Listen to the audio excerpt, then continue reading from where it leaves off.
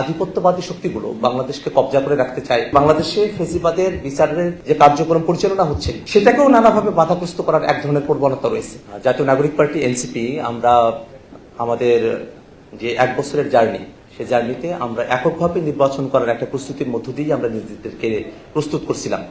আমরা অনেক রেসপন্স সেখানে পেয়েছি, অনেকেই আমাদের মনোনয়নপত্র সংগ্রহ করেছিলেন। আমরা প্রাথমিক একটা তালিকাও প্রকাশ করেছিলাম, কিন্তু সেই প্রাথমিক তালিকা প্রকাশ করার পরে আমরা যখন পরের ধাপের তালিকা প্রস্তুত করে রেখেছি এবং আমাদের 300 আসনেই প্রার্থিতার জায়গাটা আমরা চূড়ান্ত করার দিকে অগ্রসর হচ্ছি, ঠিক সেই সময়টাতেই শরীফ ওসমান বিন হাদি তাকে গুলি করা হলো এবং তিনি পরবর্তীতে শাহাদাত বরণ করলেন। এই পুরো ঘটনা আমাদের উপলব্ধির জায়গায় একটা বড় ধরনের পরিবর্তন নিয়ে আসে।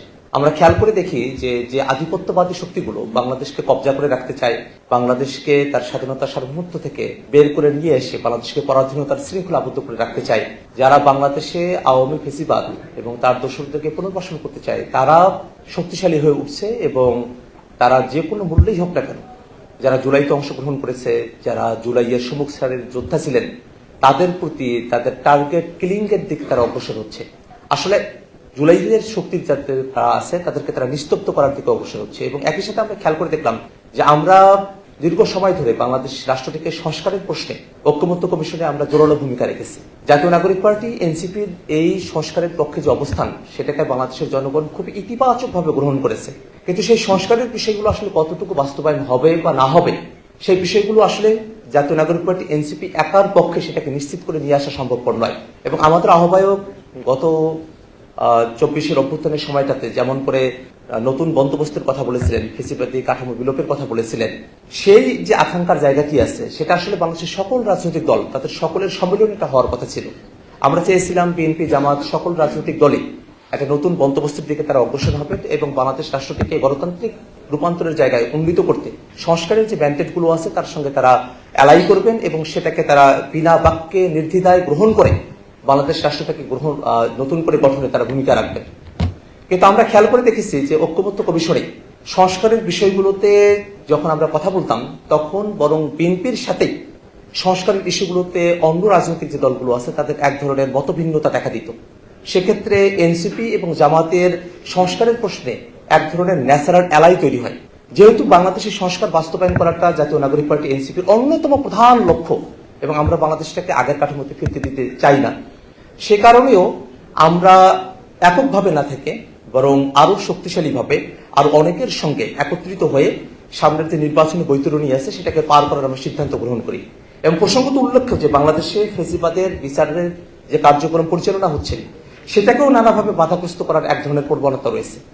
এবং বাংলাদেশকে একটা দুর্নীতিমুক্ত বাংলাদেশ, একটা জবাবদিহিতার জায়গায় বাংলাদেশকে উন্নীত করা, একটা গণতান্ত্রিক বাংলাদেশের যে আমরা স্বপ্ন দেখি, একটা সিস্টেমেটিক ওয়েতে বাংলাদেশকে পরিচালনা করা, একটা পলিসি নির্ভর রাজনীতির দিকে অগ্রসর হওয়া, এই প্রত্যেকটা বিষয়ে বাংলাদেশকে যদি আমরা সামনের দিকে অগ্রসর করতে চাই, আমরা জাতীয় নাগরিক পার্টি এনসিপির সাথে করে আর অনেকগুলো রাজনৈতিক শক্তিকে সাথে নিয়ে আমাদের অগ্রসর হওয়া প্রয়োজন। এমন একটা প্রেক্ষাপটে বিচার, সংস্কার বাস্তবায়ন করা, আধিপত্যবাদ মুক্ত, দুর্নীতিমুক্ত নতুন এক বাংলাদেশের প্রয়োজনে আমরা জাতীয় নাগরিক পার্টি এনসিপি, জামাতে ইসলামের নেতৃত্বাধীন তৎকালে 8 দলীয় যে রাজনৈতিক জোট, তাদের সঙ্গে সমঝোতার মধ্য দিয়ে একত্রে সামনে যে নির্বাচনী বৈতরণী আছে সেটা আমরা পার হতে চাই।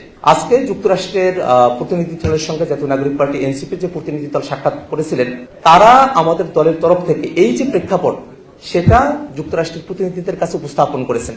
এবং এনসিপি, জামাতে ইসলামী যে একত্রে একটা জোটের মধ্য দিয়ে 11 দল নির্বাচনী বৈতরণী পার হতে চায়, যে প্রেক্ষাপটের মধ্য দিয়ে এটা গঠিত হয়েছে, তার সমস্ত কিছু যুক্তরাষ্ট্রের প্রতিনিধিদের কাছে ব্যাখ্যা করা হলে তারা এই যে বাংলাদেশের গণতন্ত্রের স্বার্থে জনগণের যে কোনো সিদ্ধান্তকে তার ইতিবাচক হিসেবেই তারা দেখেন। এবং আমরা তাদের কাছে বর্তমানে যে নির্বাচনের যে পরিস্থিতি, আমরা দেখেছি যে নির্বাচন আগে থেকেই বাংলাদেশের আইন শৃঙ্খলা পরিস্থিতি একেবারেই তলানিতে আছে এবং পরবর্তীতে হাদি ভাইকে হত্যা করা হলো। আমরা দেখেছি যে গতকালও আসলে একজনকে খুন করা হয়েছে।